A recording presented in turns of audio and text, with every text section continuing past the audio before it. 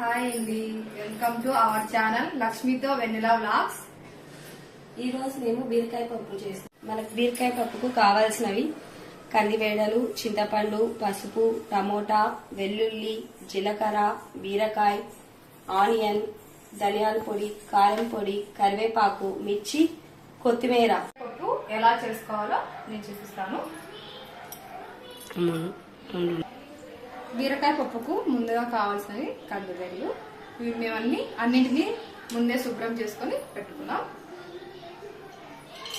2 glasses of కందివేడలు. ఈ glass తో 2 గ్లాసులు తీసుకున్నాం కందివేడలు. చింతపండు 1 నిమ్మకాయ సైజు, టమోటాలు 1 కప్పు,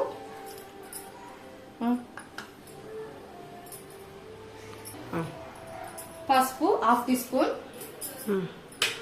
జీలకర్ర 1/2 టీ స్పూన్, 10 వెల్లుల్లి రెబ్బలు, 1 చిన్న సైజు అల్లం, 4 పచ్చిమిర్చి, 1 చిన్న సైజు ఆనియన్ ఇలా ముక్కలుగా కట్ చేసుకొని వేసుకోవాలి. కొద్దిగా కొత్తిమీర, కొద్దిగా కరివేపాకు, 1/2 టీ స్పూన్ ధనియాల పౌడర్, 2.5 స్పూన్ కారం పొడి, చివరిగా బీరకాయలు 1/2 కేజీ. వాటర్ క్వాంటిటీ 1 పెద్ద గ్లాస్ తో 3 గ్లాసుల నీళ్లు తీసుకోవాలి. 3 గ్లాసెస్ ఆఫ్ వాటర్.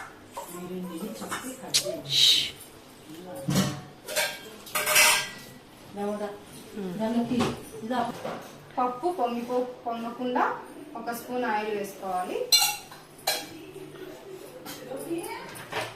అన్ని వేసుకున్న తర్వాత కుక్కర్ కు మూత పెట్టి ఒక 6 విజిల్స్ పెట్టుకుంటే పప్పు సరిపోతుంది.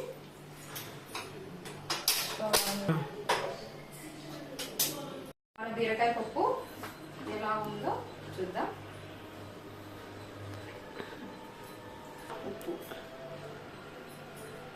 పోపు ఏ విధంగా వేసుకోవాలో చూద్దాం.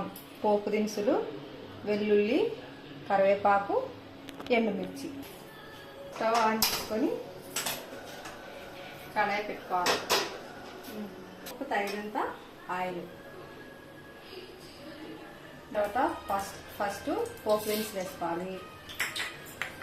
తర్వాత ఎండుమిర్చి, తర్వాత వెల్లుల్లి.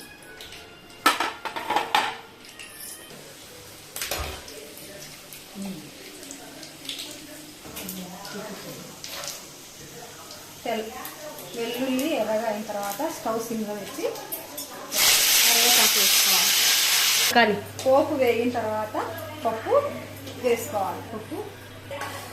బీరకాయ పప్పు పోపులో వేసాం. బీరకాయ పప్పు రెడీ. ఇదిగోండి, బీరకాయ పప్పు రెడీ. మీరు కూడా ట్రై చేసి ఇంట్లో ఎలా ఉందో మాకు కామెంట్ చేయండి.